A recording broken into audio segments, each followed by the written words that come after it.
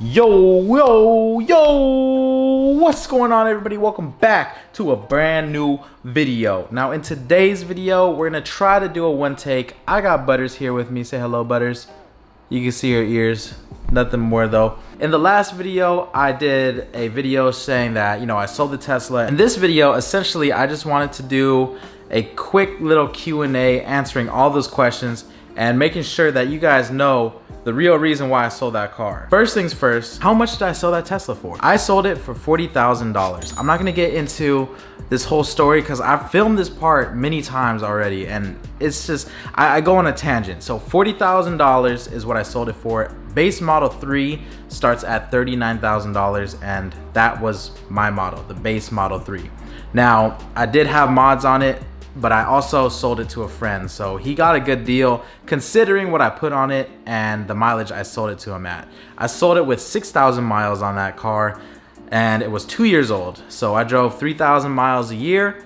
Car was in immaculate condition. It had the wrap on it, wheels, suspension, little body kit, carbon fiber bits, all this good stuff, steering wheel, all that good stuff. And he basically got that for buying it for like a base model price, which is super dope. When you have that kind of stuff on your car, you're not particularly looking to get your money back. I mean, cars are a depreciating asset. They depreciate very, very quick, all right? If you don't have a collectible car like, the OG Supra or some M3 that is increasing in value, whatever you're putting on this car is just like, boom, you're like throwing money down the drain. Boom, boom, boom, boom, boom, every single time you put a mod on. But anyways, that's a tangent.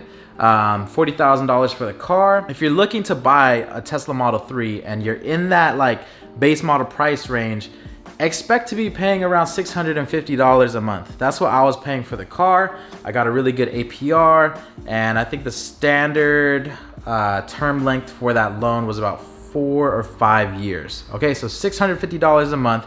Insurance was $150 roughly, if I remember correctly. So let's say on average, you're spending about $800 on this vehicle.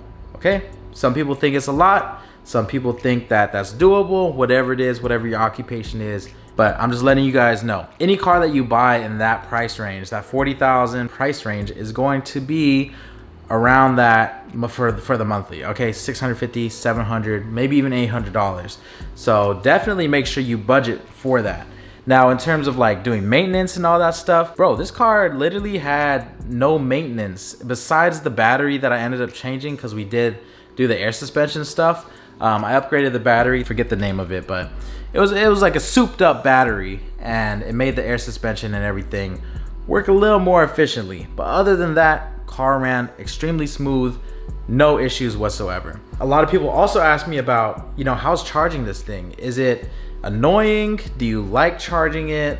What's the verdict? What is the verdict for this? So the verdict is that charging the car without having like a wall mount charger inside your house, because I was living at my parents' house at the time.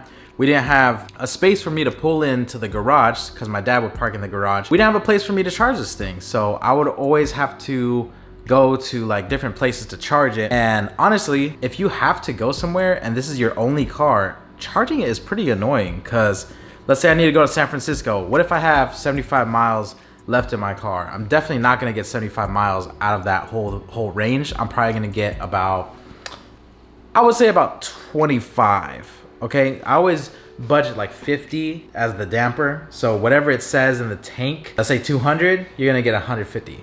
That's how it works.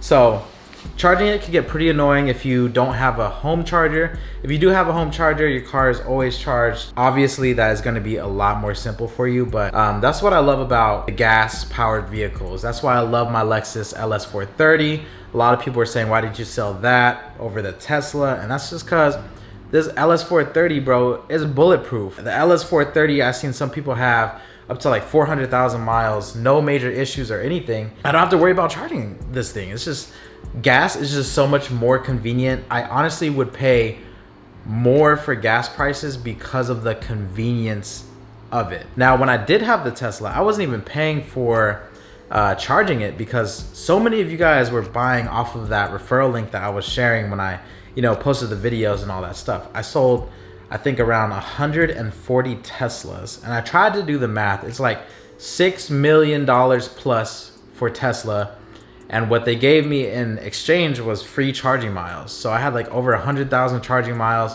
and I honestly thought, I was like, yo, is your boy gonna get like a Model X? Like, Elon was good. But no, I didn't hear anything from him. So hey man, it is what it is. I never had to pay for charging, but if you were questioning me about paying for charging, it's about $8 for a full tank of it.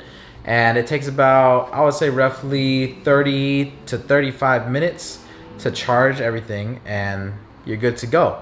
So sometimes, I mean, if you have time, that's perfect. If you're in a rush, bro, it's not the best way to go. I honestly prefer maybe even a hybrid at that point, where you can put in gas when you need to, you can charge it when you need to. Like, it just, having the two is amazing. But strictly relying on electricity, it could be annoying at times. All right, I do get it though, saving the earth, save the turtles, save whatever, but gotta save time too, man, because time is precious. We can't buy more time. I'm gonna pull some questions that I had on Instagram real quick.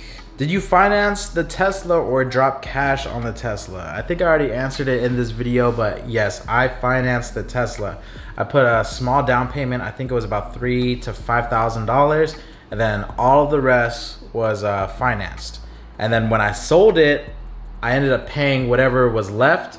I think it was about $25,000. I paid that cash just so I could get the title for the car so I could sell it.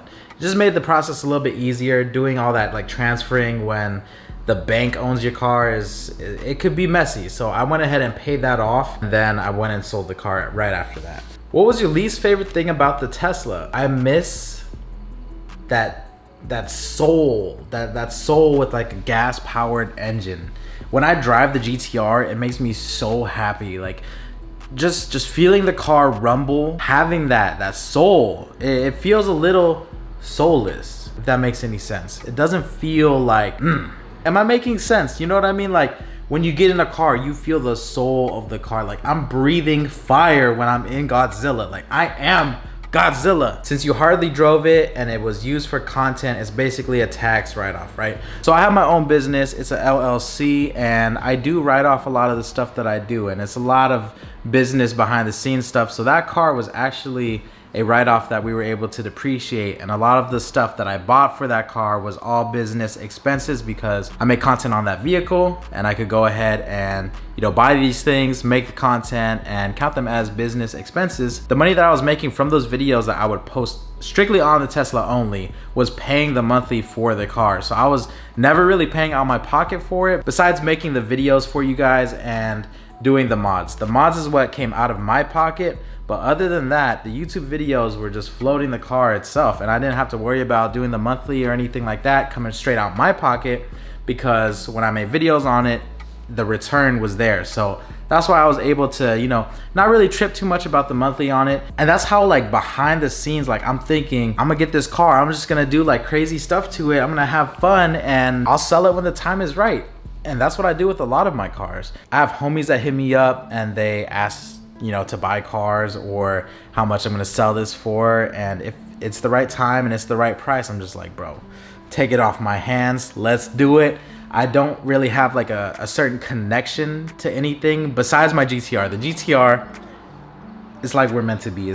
We're long lost friends, okay? But other than that, Tesla, Lexus, Evo, I've been through a lot of cars. I think I've probably been through, I want to say 6 or 7 cars. It was just like stepping stones to get to the ultimate goal, which was the GTR, which I'm extremely blessed to have. Right here on YouTube, a lot of people don't like to talk numbers or anything, and I personally don't speak about that unless somebody asks, right? So you guys are asking me, how much do I pay monthly, how much I sold the car for, whatever, it's good. Like, I will tell you just so you're more informed and you can make better decisions than not knowing what those numbers are looking like. Okay, so I'm doing this for you guys. It's in your best interest, and I'm just sharing my experiences with you.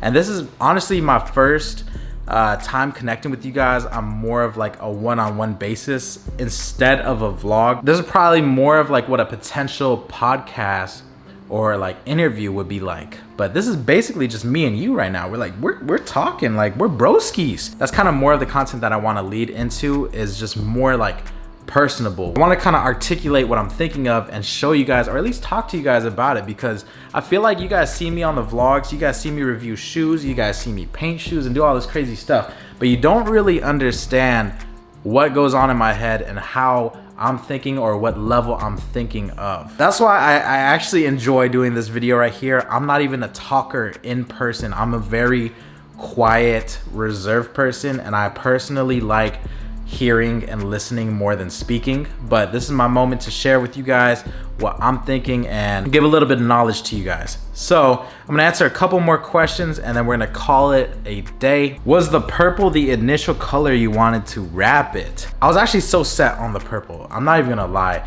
They gave me this book at Premium and I was like looking through all the colors and I saw the purple and I was like, this is it. Like, this is the purple.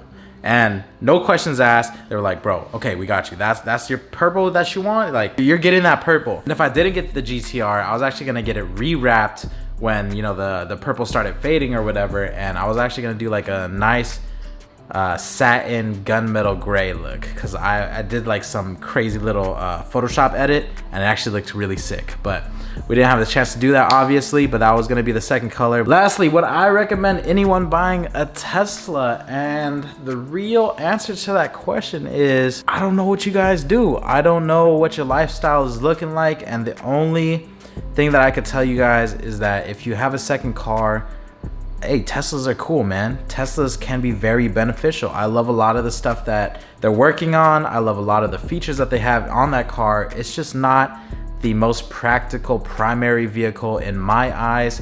And it could be because I got the one that has like the shortest range. But if you have like a long range one like they're making now, I think some of them are even up to 400 miles. If you have one of those and you have the bread to afford one of those, I can see that being really dope. But if you're out there driving a lot every single day, you don't have a wall charger at home, you don't have a place to put it, whatever it is, or if you're like into performance vehicles and you feel like you're gonna miss the sound of hearing an exhaust or feeling an engine, then it might not be for you. If you're in the Bay Area, you're in tech, that's like the Bay Area starter pack. Get a Model 3, get a Model X if you're an executive. That's basically what we have out here. That's going to wrap up this video. I hope you guys enjoyed it. If you stayed until the end, once again, I wanted to thank you guys real quick. The crib tour is coming very soon, guys. This is my nice little living room / kitchen setup. I'm just kicking back, you know, just unwinding after a very, very long day. And I'm glad you guys are here with me, man. So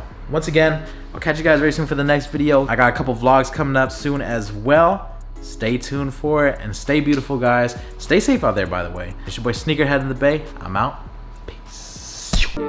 Blueberry, Burberry, button-up, tan skin, mixed race, buttercup. Canada weather, gotta bundle up. I'm tryna work, she hit my phone, she wanna, whoa. Too bad was, you know they